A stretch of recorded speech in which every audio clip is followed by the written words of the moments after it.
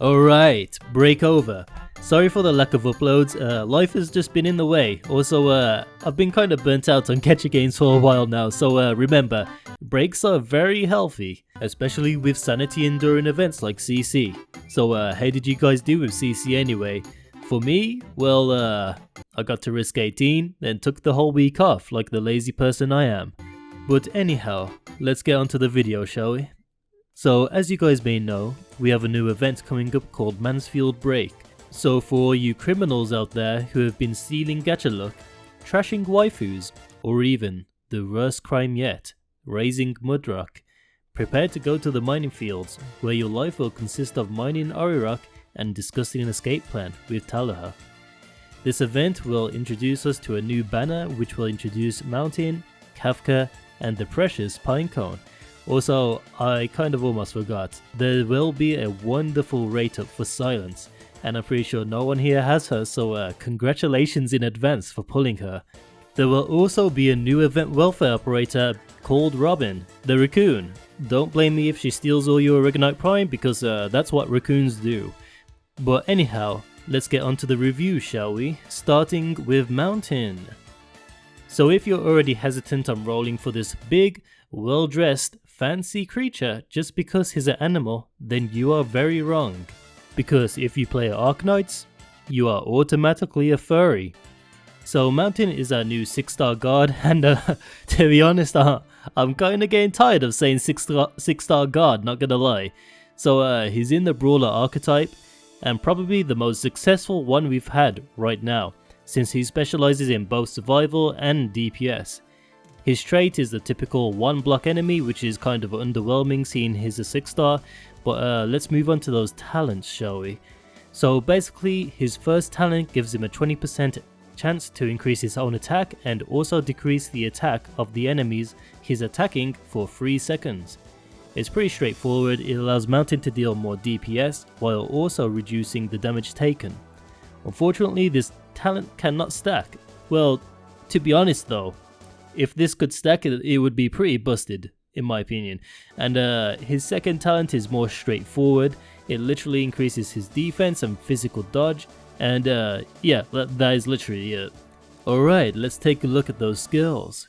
His S1, left uppercut, is one of those very short SP cost skills, which means it's very much spammable, or consistent as some may say. Basically what it does, it increases the physical damage of his next attack, and it also attacks an additional target. So it's pretty simple, and a very consistent skill that allows you to push more DPS and wave clear much better, especially paired with his talents. Okay, next we have his S2, Sweeping Stance. This skill is similar to Selvrush S2 since it allows Mountain to switch between stances. So when this skill is activated, it reduces his defense and attack range, but it also increases his attack and raises his block count by 1. His attacks will also attack multiple enemies equal to his block count, so without enhancements it would be 2. And he recovers 7% max HP per second. Okay, let me just say, this skill is so damn good. It basically turns him to a soloing machine, and yeah, pretty much like, need extra attack buff? He got that. Need wave clear? He got that. Need more block count? He got that. Need a healer? They got that! Also remember, this skill has an infinite duration until you turn it off. So yeah, he's literally gonna be pounding everyone to the ground. And now you might think the defense reduction penalty is gonna hurt him quite a lot. But remember, his talent gives him a 10% defense buff permanently. So it's pretty much half the punishment. Okay, so now we have his S3, Earth Shattering Smash. Now this is a kind of interesting one due to its range, especially as a Brawler operator, and it's also his only skill which needs a normal SP charge. So what this skill does is it increases his attack intervals, his attack, and increases the activation chance of his talent. His attacks also deal 2 hits up to 3 nearby enemies, and this skill will also push the enemy with each attack. So now this is a pretty solid skill for Mountain since it allows him to easily proc that talent, increased damage. Plus with the attack buff he gains from the skill, it allows him to deal some super strong AoE damage. Also, the duration on this skill is pretty damn solid at 27 seconds at rank 7. But for skill priority, I would have to give it to his S2. That shit literally turns him into a big fluffy punching machine, and overall, he is a very solid operator that has super good survivability and consistent skills, which allows him to deal with many kinds of enemies. But one downfall is that he may have some trouble against high defense enemies, as brawlers usually do, since they're more orientated towards physical damage. But yeah, overall, very solid operator. Okay, now let's move on to Kafka. Kafka is a new 5-star specialist fast redeploy operator, a really interesting one as well. Her trait is the typical reduced redeployment time, and her talent, misdirection, increases her attack and gives her camouflage effect, but it also removes her block count, which literally means nothing when considering her skills. Speaking of her skills, her S1, Strange Cube, is actually pretty damn strong when all things are considered. So similar to Blemishine S2, this skill will inflict sleep status to all nearby enemies. Yes, you heard that correctly. All nearby enemies on the ground. Also, when the skill ends, it will deal a nice chunk of arts damage to all nearby enemies. Now imagine pairing this with Blemishine, the one operator that loves to take advantage of sleeping enemies. Plus, in my opinion, this skill is very strong in the crowd control department. Because if you think about it, she's a fast redeploy operator, which means when the skill ends, just retreat her and go again. We go again. So yes, if you like to also give the enemies a bad dream and potentially ending their life peacefully, then this skill is just for you. Okay, so next we have a S2. This skill has a weird ass skill range, and you can see it in the bottom left, so some placement and thought is really needed when using this skill, otherwise the weird ass skill range will pretty much screw you over. So what the skill does is, after redeployment, immediately deal 400% art damage to all enemies in her attack range. After that, she will deal single target arts attack to the enemies in attack range for 15 seconds. So overall, I think the skill's kinda so-so because of the skill range and having to compare it to her much more superior S1. But if you're smart with it, you can get some super good advantages out of this skill range, since it can be used over walls and other positions, which may be a bit awkward. So which skill I would prioritize would be her S1, since it has some massive crowd control and allows her to nuke the enemies at the end of the skill as well. So overall, Kafka loves making people sleep and taking advantage of them when they're most vulnerable. Her talent really helps her achieve the most potentials out of her skills though. So yeah, overall pretty decent operator. So next, let's move on to our next operator, Pinecone. So Pinecone here is probably the one operator I want the most from this banner, not because she's super cute, but like, I mean, just look at that face and her outfit. But she's also very underrated and a really strong operator for what she specializes in. Alright, so Pinecone is our new 4-star close range AoE sniper operator, like Executor and Aosta. So her trait allows her to attack all enemies within range and deal 150% damage to all enemies in the row directly in front of this unit, which is the normal thing we see on sniper close range operators. Next, for a talent, for 60 seconds after deployment, her self SP recovery is increased. This talent is kinda sad. Well, it's sad, but it's also really good at the same time because of the 60-second limit it has. But it also allows her to get her skill out very quickly due to its increased SP recovery. So imagine pairing this with like tea applesauce or something like that, and it would be like super fast SP recovery. But let's move on to skills. So S1, RMA Spike, it immediately carries out an attack with a massive attack buff, and it also ignores a crap ton of enemy defense. Now you might not think that's much of a skill, but do remember this is an AoE operator, so this attack will be dealt to all enemies in range. Plus it allows her to deal with high defense enemies.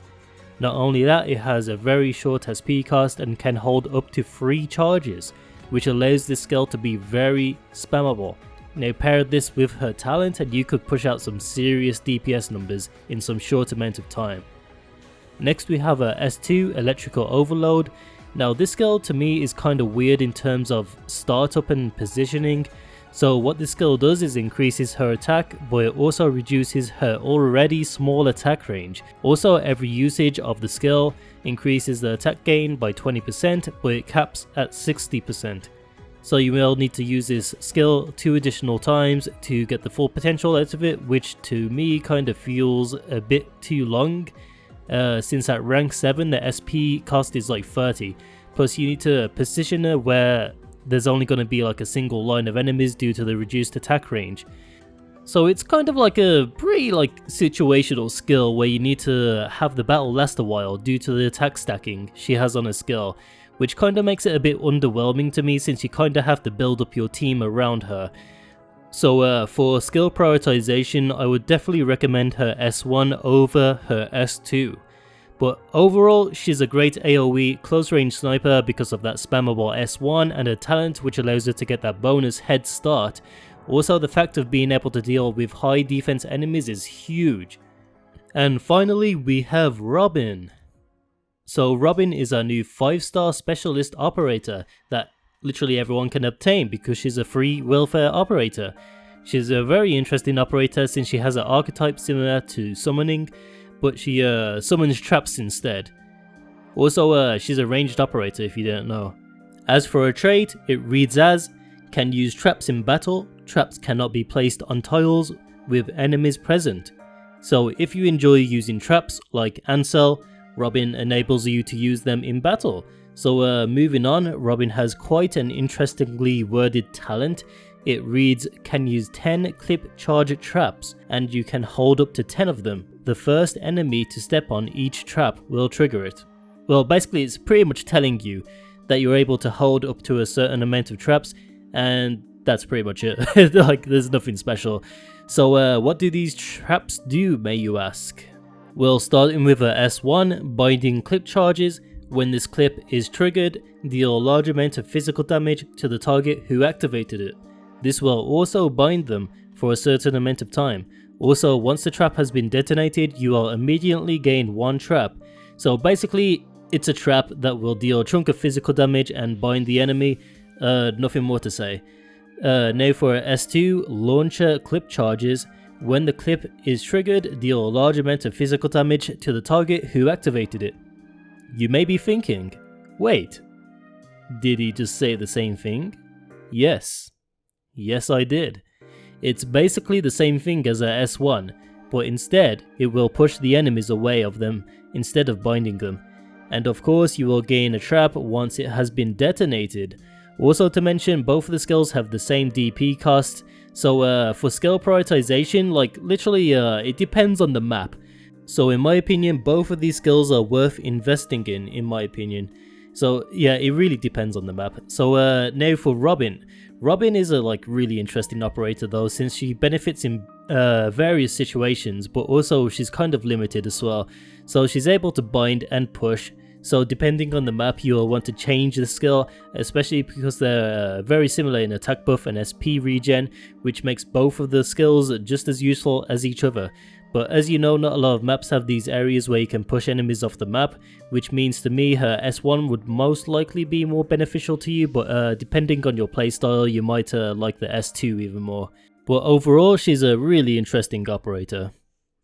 And now for the question you have been waiting for. Should you roll this banner? Yes. And no. And also yes. And also no. God, give me the answer! Why do I say this? Well, Mountain is a really strong operator in his own gimmick. He can apply a lot of DPS while also maintaining his survivability, and Kafka and Pinecone are really great operators for what they specialize in. They're S1. And they're really solid operators if you can invest in them. But the reason I say no is because of the upcoming banners. We have multiple upcoming limited time banners what are really harsh on the release dates. So for free to play and even pay to win, I'd say just save whatever you have, unless you really want Mountain or one of the other operators mentioned today. But like I said, they're all great operators in what they do, but they're kind of like not mandatory or a must-have operator. You can easily do without them, but it's truly up to you if you want to roll on this banner or not. And as for Robin, well, she's free, so go get your free pot 6 tired waifu raccoon girl you've all been dreaming about, who enables the usage of traps. Okay, so yeah, I think that is everything though. So I hope everyone has a great time on their Arknights adventures, and thank you to all my members who have supported this channel. And thank you for watching, and good luck!